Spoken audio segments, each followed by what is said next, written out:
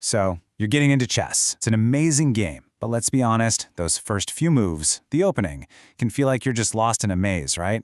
Well, what if you had a compass? Today, we're going to cut through all that confusion and help you find the perfect first move that fits your style. Does this sound familiar? You sit down, you're excited to play, you make a move or two, and suddenly you're in some weird position you've never seen before, with a name you can't even pronounce. You know what? That feeling of being totally overwhelmed is completely normal. It's a step every single chess player has to go through. I mean, just listen to some of these names. The Bonk Cloud, the Fried Liver Attack, the Intercontinental Ballistic Missile Gambit. It sounds less like a chess strategy and more like a collection of inside jokes and, I don't know, military secrets. It's no wonder it all feels so intimidating from the outside. But we're going to push right past all that noise. The goal here isn't to make you memorize hundreds of different moves. Not at all. It's about finding a simple, solid plan that actually fits the way you want to play the game. So let's do it. Let's find your first move. Okay, so here's the most important thing you need to get. The best opening for you isn't whatever some grandmaster's playing. It's about what fits your personality. Are you someone who likes to build things carefully, or are you more of an all-out attacker? It really just boils down to two main styles, positional versus tactical. Let's break that down. Think of positional play as building a fortress. You're all about creating the super solid setup, a strong position that you can rely on, almost no matter what your opponent throws at you. Tactical play, that's the complete opposite. It's about starting a fight from move one. You're reacting, you're creating immediate threats, you're looking for those knockout punches. It's less fortress, more first strike.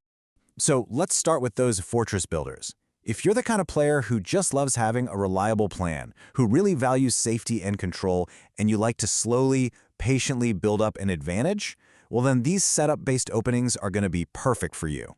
And for white, this is the perfect example of a fortress, the London system. The plan is just so simple. You start with d4, you get your bishop out to f4, you play e3 to lock it down, bring your knight to f3, you can pretty much play these first few moves against anything black does, and you'll end up in a good, solid position without having to worry about any crazy tricks. Of course, there's another side to all that reliability. The channel Chess Thugs puts it a little more bluntly. They call it one of the most solid but boring AF opening on Earth. So, yeah, solid? Absolutely. Exciting? Well, that really depends on what you find exciting. So what if you want to build a fortress as black? The King's Indian Defense is a fantastic choice. The setup is incredibly consistent. Knight f6, g6, bishop g7, and then you castle. It's what people call a hyper-modern opening. That's just a fancy way of saying you kind of let white build this big pawn center, and then you attack it from the wings. It's like a coiled spring, just waiting to pounce. And its biggest strength is just how flexible it is. Top Chess calls it a very universal opening and even ranks it as S tier because you can play it against almost anything white tries. That makes it such a great weapon to have in your back pocket. But hey, what if building fortresses sounds way too slow for you? What if you'd rather get in there, fight for the center from the very first move, and just start creating problems for your opponent right away? If that's you, then tactical openings are your style. As white, a classic example is the Italian game. You know, e4, e5. The whole idea is to get your pieces out fast and put immediate pressure on black's f7 square. That's usually the weakest spot on the board, since only the king is defending it. This super active approach can lead to some seriously aggressive stuff, like the infamous fried liver attack. And I just love this description from Chess Thugs. They say the fried liver attack takes black's king on a walk through hell. It's this all-out attack where you literally sacrifice a piece just to drag their king out into the open. It just perfectly captures the kind of beautiful chaos that can happen in these tactical openings. So, how do you deal with that kind of aggression when you're playing black? Well, one of the best defenses out there is the Caro-Kann. You immediately fight back against white's e4 pawn with your own c-pawn, and the whole goal is to get a super-duper strong pawn structure. This usually leads to these long, strategic games where black is just incredibly tough to break down. And its reputation? It speaks for itself. Top Chess calls it a really good and easy-to-learn opening, and yep, they also give it that S-tier rating. It's that perfect mix of being rock-solid on defense, but with plenty of counterattacking chances. Okay, but what if even that isn't exciting enough for you? What if you're the kind of player who loves risk, who loves chaos, who wants to go for a knockout punch on move 5? Well, my friend, you just might be a gambit player. So, what exactly is a gambit? It's pretty simple, really.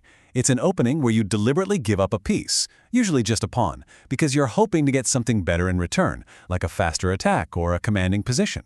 It's a calculated risk. And the classic example has to be the King's Gambit. On the second move, white just offers up a pawn right next to their own king. I mean, that is the definition of high risk, high reward. If it works, you can get a totally crushing attack. If it fails, well, your own king is left wide open. Top Chess has, I think, the perfect way to describe it. They just call it a Giga Chad opening. Yeah, that pretty much says it all, doesn't it? Now we have to talk about the most famous gambit of them all, the Queen's Gambit. You see white offer up that pawn on the c-file. It looks like a gambit, it sounds like a gambit, but there's a little secret. And here it is, the punchline, straight from Top Chess. The Queen's Gambit is literally a scam, as it's not even a gambit. And why is that? Because white can always win that pawn back pretty easily. So while it's an absolutely fantastic opening, it isn't a true do-or-die gambit at all. So, okay, we've looked at the fortresses, the first strikes, the gambits, but after all that, what really matters when you're just starting out? What should your first move actually be? Look, here's what it all boils down to. First, please focus on the ideas behind an opening, not trying to memorize 20 moves deep. Just pick one opening for white and one for black and just get to know them. But honestly, the most important thing is this. At the beginner level, the basic principles, controlling the center, getting your pieces out, keeping your king safe, that stuff is so much more important than any specific opening you play. At the end of the day, this whole journey isn't about memorizing the best moves. It's about discovering your own style. Are you going to be the solid fortress builder, the tactical striker, or the wild gambit player? Your opening is really just the first chapter in the story of who you are on the chessboard. So the real question is, what kind of player will you become?